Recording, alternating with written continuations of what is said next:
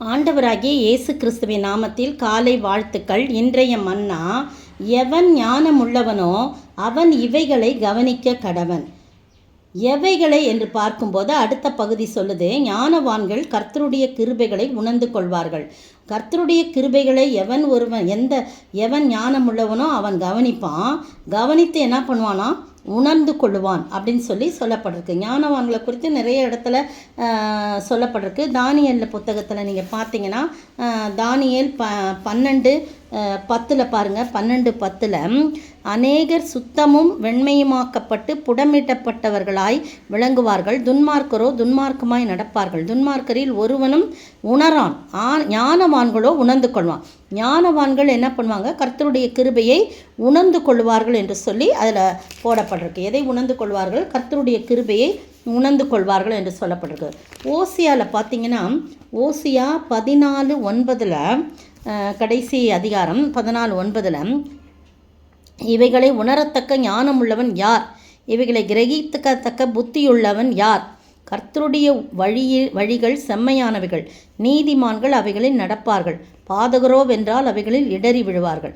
அந்த விக்கிரகங்களை குறித்து, விக்கிரக வணக்கத்தை குறிச்செல்லாம் நிறையா அந்த எப்பிராயிம் இதை பற்றி கொஞ்சம் சொல்லப்பட்டிருக்கிறது.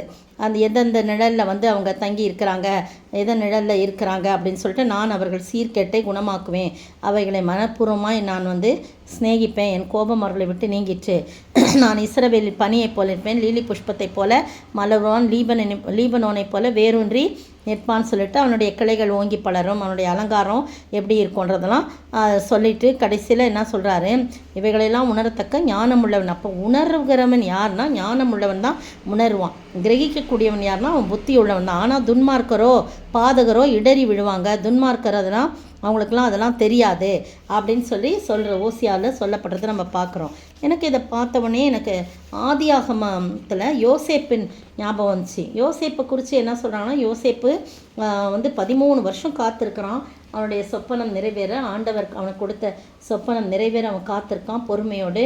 ஆண்டவருடைய சமூகத்தில் ஆண்டவரோடு இணைந்து வாழ்கின்ற ஒரு வாழ்க்கை அவனுக்கு இப்போ சின்ன வயசுலேயே அவனுக்கு என்ன கிடச்சிருச்சு, அந்த சொப்பனம் காண்ற ஒரு இது கிடச்சிச்சு 17 வயசில். ஆனால் அந்த சொப்பனத்தெல்லாம் வியாக்கியானம் பண்ணுற இது எப்போ கிடச்சிச்சின்னா 28 வயதில் தான் அவனுக்கு கிடைக்கிது. அந்த வியாக்கியானம் பண்ணுற வரங்கள் 28 வயதில் தான் அவனுக்கு கிடைக்கிது. ஏன்னா பாருங்கள், 41ஆம் அதிகாரத்தில் 2 வருஷம் சென்ற பின்பு அப்படின்னு போடப்பட்டிருக்கு.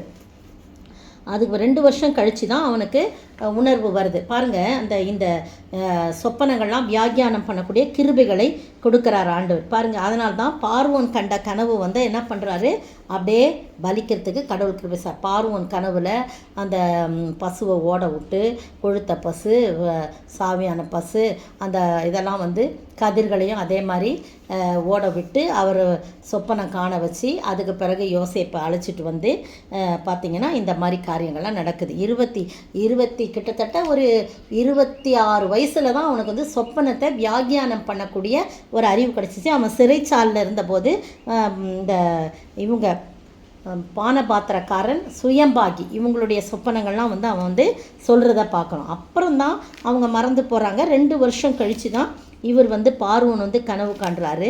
அப்போ அந்த கனவுடைய அர்த்தத்தை இவங்க சொல்கிறாங்க. அப்போ தான் அவனுக்கு நினைவு வருது, பானபாத்திரக்காரனுக்கு இந்த மாதிரி ஒருத்தன் இருக்கிறான் அப்படின்னு சொன்ன உடனே அவனை கூப்பிட்டு வராங்க. கனவெல்லாம் அது கனவு மட்டும் இல்லை, கனவை வியாக்கியானம் பண்ணுற அறிவு 26 வயசில் வருது. 17 வயசில் சொப்பனம் காண்ற ஞானம் வருது.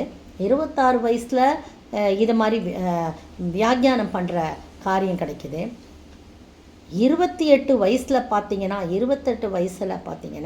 அவனுக்கு என்ன கிடைக்கிது அப்படின்னு சொல்லும்போது, அவன் வியாக்கியானம் பண்ணுறது மட்டும் இல்லை, அதற்கான உபாயத்தையும் சொல்கிறான். அப்போனா நீங்கள் என்ன செய்யணும், இந்த காரியத்துக்கு நீங்கள் என்ன செய்யணுன்ற அந்த ஞானமும் அவனுக்கு ஆண்டவர் கொடுக்குறார். அதனால தான் அவன் சொல்கிறான், இந்த மாதிரி நீ அப்பொழுது பார்வோன் தன் ஊழியக்காரன் நோக்கி, தேவ ஆவியை பெற்ற இந்த மனுஷனை போல வேறொருவன் உண்டோ அப்படின்னு கேட்குறார். 41ஆம் அதிகாரம் 38ஆம் வசனம். அப்போ வந்து பின்பு பார்வோன் யோசேப்பை நோக்கி, தேவன் இவை எல்லாவற்றையும் உனக்கு வெளிப்படுத்த இருக்கிறப்பனார். யோசேப்பு சொல்கிறான், வேற யாரையாவது நீங்கள் இப்படிப்பட்ட விவேகமுள்ள ஒருத்தனை வைங்க அப்படின்னு சொல்கிறார். இதுக்கெல்லாம் அதிகாரியாக வைங்க அப்படின்னு சொல்லி 33ஆம் வசனம் பாருங்கள். ஆகையால் விவேகமும் ஞானமுள்ள ஒரு மனுஷனை தேடி அவனை எகிப்து தேசத்துக்கு அதிகாரியாக பார்வோன் ஏற்படுத்துவாராக அப்படின்னு சொல்லி சொப்பனத்தெல்லாம் சொல்லி வியாக்கியானம் சொல்லி அதுக்கு என்ன செய்யணுன்றதெல்லாம் சொல்லி இப்படி சொல்கிறான். தான் ஆசைப்படலை. ஆனால் பார்வோன் என்ன சொல்கிறாரு, நீ என் அரண்மனைக்கு 40ஆம் வசனம், நீ என் அரண்மனைக்கு அதிகாரியாக இருப்பாய், உன் வாக்கின்படியே என் ஜனங்கள் எல்லாரும் அடங்கி நடக்க கடவர்கள், சிங்காசனத்தில் மாத்திரம் உன்னிலும் நான் பெரியவனாயிருப்பேன் என்றான். பார்த்தீங்களா எவ்வளோ, உன்னை போல யார் இருக்க முடியும்? அதை 39ஆம் வசனம் பாருங்கள். பின்பு பார்வோன் யோசேப்பை நோக்கி, தேவன் இவை எல்லாவற்றையும் உனக்கு வெளிப்படுத்தினபடியால் உன்னை போல் விவேகமும் ஞானமுள்ள வேறொருவன் இல்லை அப்படின்னு சொல்கிறத பார்க்குறோம். அருமையான வேளையிலே நீங்களும் நானும் ஆண்டவருடைய சமூகத்தில் ஞானவான்களாய் நடக்க, ஆண்டவரிடத்தில் ஞானத்தை பெற்று அந்த ஞானத்தை கர்த்தருக்கென்று பயன்படுத்தும் போது கர்த்தர் நம்மை ஆசீர்வதிப்பார். அந்த ஆசீர்வாதத்தை பெற்று வாழ ஆண்டவர் தாமே கிருபை செய்வாராக. ஆமென்.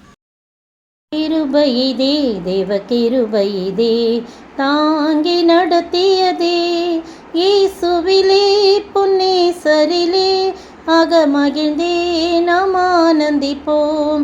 எத்தனையோ பரிசுத்தர்கள் மறைந்தே மகிமை சேர்ந்தனரே, பூரணமாய் காத்தனரே, கர்த்தரெம்மை கருணையினால் தூய சேவை செய்ய கிருபையிதே, தேவ கிருபையிதே, தாங்கி நடத்தியதே.